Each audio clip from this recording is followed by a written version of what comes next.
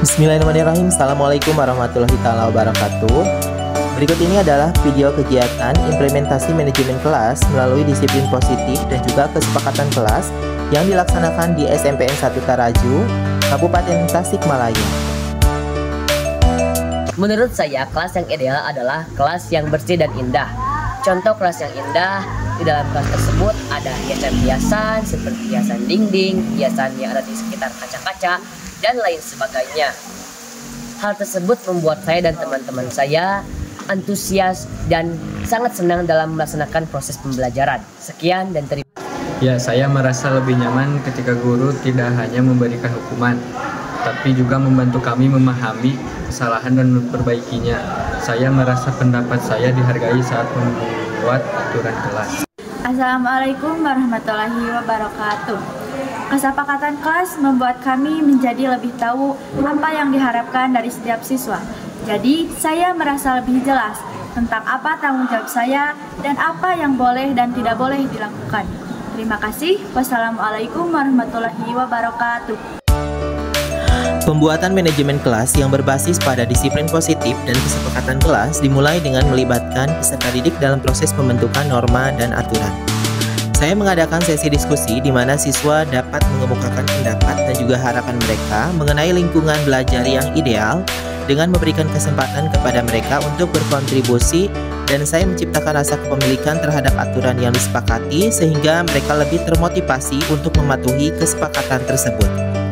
Setelah kesepakatan kelas ditetapkan, langkah selanjutnya adalah mendokumentasikan aturan tersebut dan memajangnya di tempat yang terlihat. Saya memastikan bahwa setiap siswa memahami isi dan tujuan dari setiap kesepakatan melalui pengulangan dan pengingat yang konsisten. Siswa diajak untuk menginternalisasi norma-norma tersebut. Hal ini juga mencakup pembelajaran mengenai konsekuensi positif dari perilaku baik seperti rasa saling menghormati dan lingkungan yang mendukung. Dalam menghadapi pelanggaran terhadap kesepakatan, saya menerapkan pendekatan restoratif ketika terjadi pelanggaran.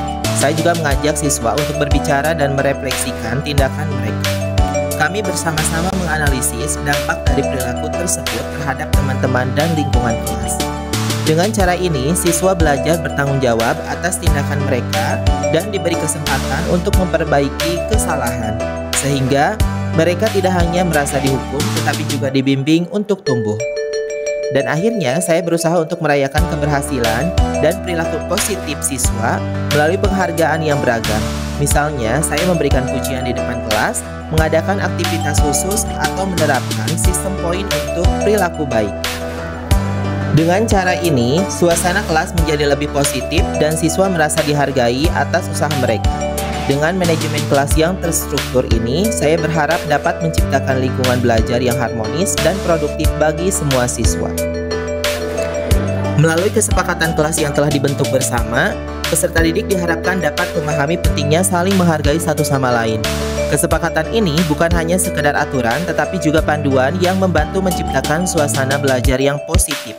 Dengan memiliki keterlibatan dalam proses pembuatan kesepakatan, siswa merasa lebih bertanggung jawab dan berkomitmen untuk menjaga norma-norma yang telah disepakati, sehingga tercipta rasa saling percaya di antara mereka. Selain itu, kesepakatan kelas juga mengajarkan siswa tentang konsekuensi dari tindakan mereka.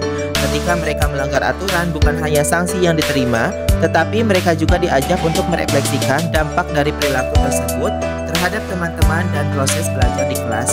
Dengan pendekatan ini, siswa belajar untuk bertanggung jawab atas tindakan mereka dan memahami bahwa setiap pilihan yang mereka buat memiliki konsekuensi baik positif maupun negatif. Di samping itu, kesepakatan kelas mendukung perkembangan keterampilan sosial peserta didik dengan berinteraksi dan berkolaborasi untuk mencapai tujuan bersama. Siswa belajar bagaimana cara berkomunikasi dengan efektif, menyelesaikan konflik, dan bekerja dalam tim atau kelompoknya masing-masing.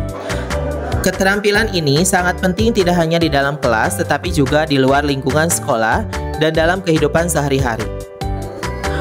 Kesepakatan kelas juga berfungsi untuk meningkatkan rasa solidaritas di antara peserta didik. Dengan memiliki aturan yang sama, mereka diajak untuk saling mendukung dalam mencapai tujuan bersama. Akhirnya, melalui kesepakatan kelas, peserta didik diharapkan dapat menjadi agen perubahan yang positif di dalam lingkungan sekolah, khususnya di kelas, dengan memahami nilai-nilai yang terkandung dalam kesepakatan. Mereka akan mampu membawa sikap baik ini keluar kelas dan mempengaruhi teman-teman mereka. Dan proses ini tidak hanya membentuk karakter individu, tetapi juga berkontribusi pada terciptanya budaya positif di sekolah secara keseluruhan. Dengan demikian, kesepakatan kelas bukan hanya sekedar aturan, melainkan sebuah alat untuk membangun komunitas belajar yang berkelanjutan dan bermanfaat bagi semua. Terima kasih. Wassalamualaikum warahmatullahi wabarakatuh.